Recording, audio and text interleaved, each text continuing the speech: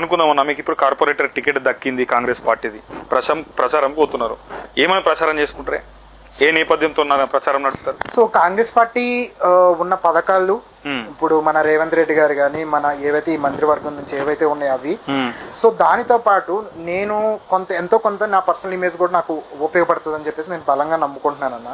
మీరు ఇంటర్వ్యూ మీరు ఏవైతే పబ్లిక్ ని అడిగాను అంటున్నారు కాబట్టి మీకు కూడా ఎంతో ఫీడ్బ్యాక్ వచ్చింది కాబట్టి నేను చేసే సేవా కార్యక్రమాలు నాకు శ్రీరామ రక్ష. డెఫినెట్ గా ఇప్పుడు ఒక యువకుడు ఒక సాఫ్ట్వేర్ ఎంప్లాయీ వచ్చేసి పాలిటిక్స్ లో ఇంత ఘనంగా ఇంత వైరల్ ట్రెండింగ్ అవుతున్నాడంటే ఎందుకు అవుతారన్నా? మనం ఏమి చేయకోకుండా ఎవరు రీల్స్ పోస్టులు పెడితే ఎవరు చూడరు కదన్నా. మనం చేస్తున్నాము, చేసింది పబ్లిక్ చెప్పుకుంటున్నాము, దాని ద్వారా పబ్లిక్ మనల్ని ఆదరిస్తున్నారు, అంతే కదన్నా.